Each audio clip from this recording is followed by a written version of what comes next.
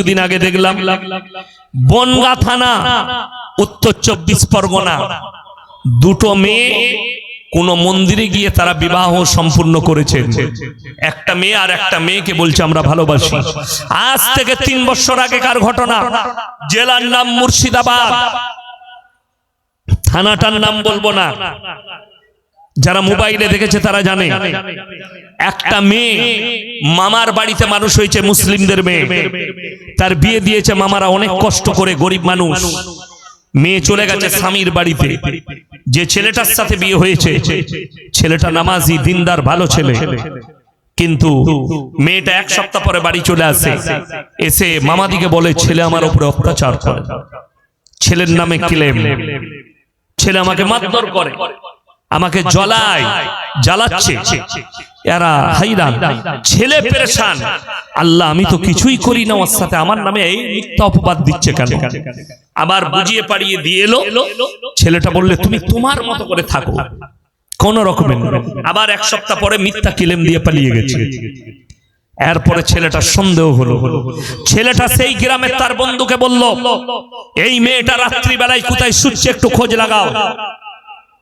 এই মেয়েটা মামাদের বাড়িতে এসে বাড়িতে শোয় না, তার এক বান্ধবীর বাড়িতে শোয়।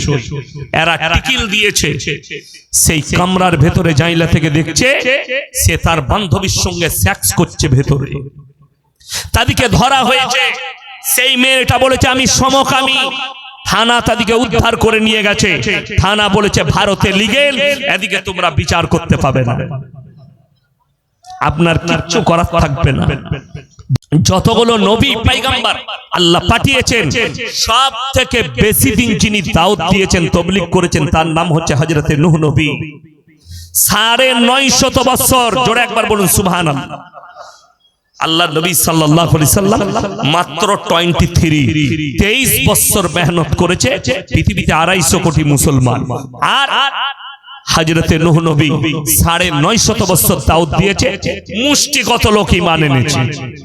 তার সমস্ত আত্মীয় স্বজন কাছের লোক তারা বলল আমরা বাপ দাদার আমল থেকে লড়বো না, এই জায়গায় দাঁড়িয়ে থাকবো। তিনি বললেন আমি বিনীত অনুরোধ জানাচ্ছি, হে আমার কওম, আল্লাহর আযাব আসার আগে তোমরা আমাকে নবী হিসাবে মেনে নাও, আমার আল্লাহকে বিশ্বাস করো। তোমরা যাদের উপাসনা করছো এরা উপাস্যযোগ্য নয়।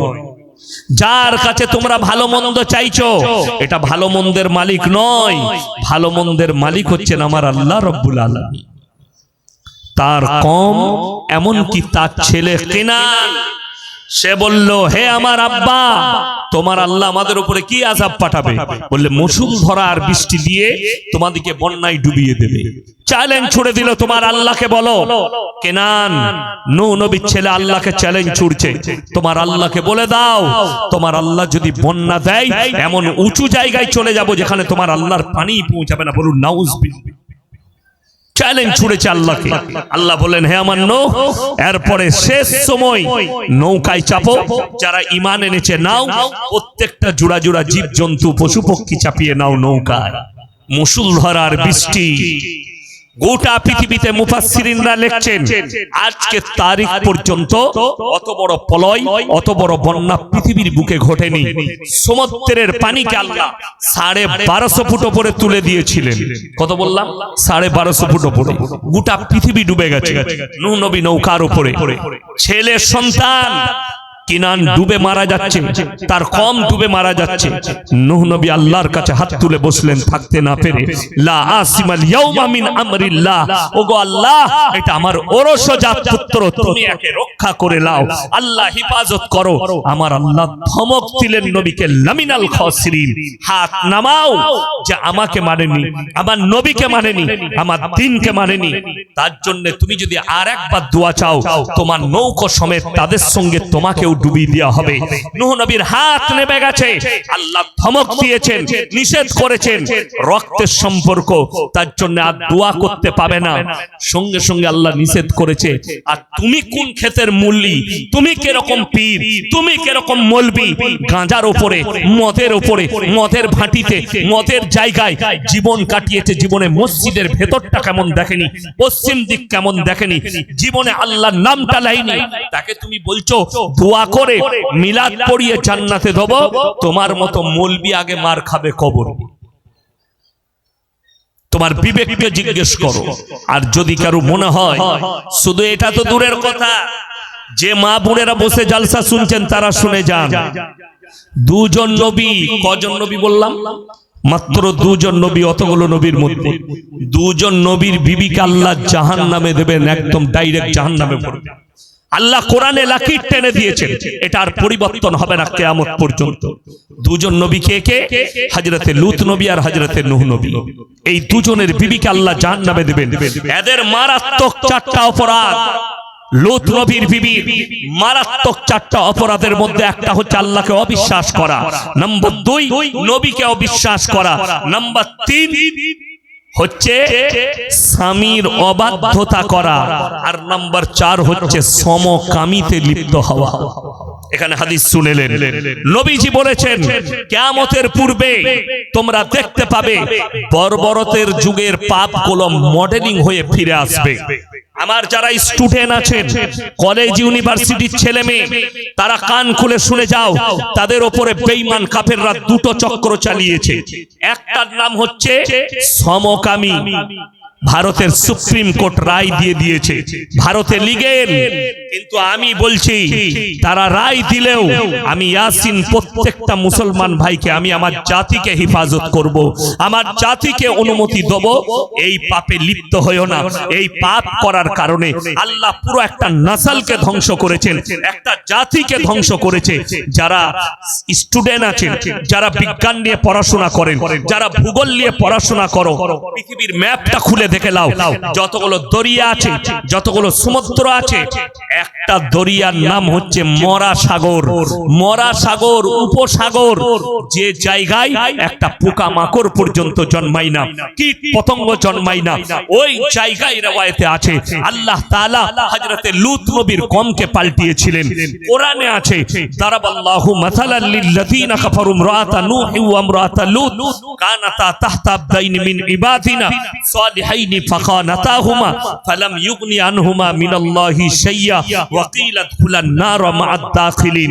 আমার দুজন উলুল আযম নবী, হাবিব পয়গম্বর নূহ নবী আর লূত নবী, এই দুজনের বিবিকে জাহান্নামে দেব, তারা আটকাতে পারবে না নবী হওয়ার পরেও।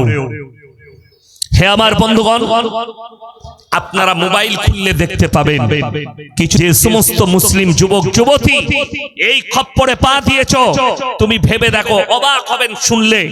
আমি সেনসিটিভ বক্তব্য দিচ্ছি, দিলেতে গাঁথুন। আজ থেকে কিছুদিন আগে বিজ্ঞান লিখেছে, ইতিহাসে আছে যে মানুষ কাপড় পরতে জানতো না, ন্যাংটো ঘুরতো। ঠিক বললাম না ভুল বললাম? এরা ইতিহাসে লেগেছে। আল্লাহ নবী সাল্লাল্লাহু আলাইহি সাল্লাম বলেছেন না, বর্বরতার যুগের পাপগুলো মডেলিং হয়ে আসবে। এখন সব থেকে মডেলিং সে যে যত বেশি ন্যাংটো হতে পারে। ঠিক বললাম না ভুল বললাম?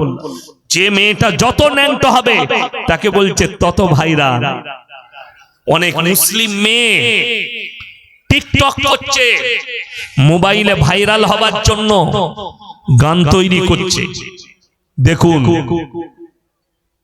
অনেক মুসলিম ছেলে, মুসলিম মেয়ে এই ধরনের ভিডিও বার্তা দিচ্ছে। অনেকজন মনে মনে করবেন, ইয়াসিন সাহেব আপনারও তো জলসা চলে, ভিডিও চলে, সেখান থেকে ইনকাম হয়। কোন বাপের বেটা পশ্চিম বাংলা ইউটিউবার থেকে কেউ যদি প্রমাণ করতে পারে ইয়াসিন সাহেব তার নিজস্ব কোন চ্যানেল আছে আর সেখান থেকে পয়সা পায়, আমি জানিও না। এই যে চ্যানেলওয়ালা গুলো এসছে, এদিকে আমি চিনি না ভালো করে, খালি এখানে মাসুদ বলে একজন আছে চিনি, এরা কি ইনকাম করে কি পায় আমি জানি না, এরা রেকর্ডিং করে ছাড়ে। দ্বিতীয় নম্বর, আমার যে ভিডিও ছাড়ছে এর সাথে ইসলাম প্রচার হচ্ছে কি হয়নি? কথা বলে হচ্ছে তো। কোন বাপের বেটা মুফতি যদি বলে ইসলাম প্রচার হয় যার যে ভিডিওর দ্বারা সেটা হারাম, আমি উইথড্র করে নেবো আর আমি রেকর্ডিং করতে কাল থেকে দেবো না। কিন্তু আপনি বলুন তো, একটা মেয়ে ন্যাংটো পোশাক পরে ড্যান্স করছে, মুসলিমদের মেয়ে, সেই ভিডিও ছাড়ছে, তার দ্বারা ইসলাম প্রচার হবে? কি বলছেন? আপনাদের মুর্শিদাবাদে বাড়ি না কোথায় বাড়ি শফিক হারামখোরটা? কোথায় বাড়ি ওর? নদিয়া বাড়ি। ওর দ্বারা ইসলাম প্রচার হচ্ছে তো? কথা বলে না? ইসলামের ক্ষতি নয়, সমাজ ব্যবস্থার ক্ষতি হচ্ছে। শুধু মুসলিম সমাজ নয়, পুরো সমাজ ব্যবস্থার ক্ষতি। আপনারা জানেন না, আজকে আমি গাড়িতে আস্তে আস্তে দেখছিলাম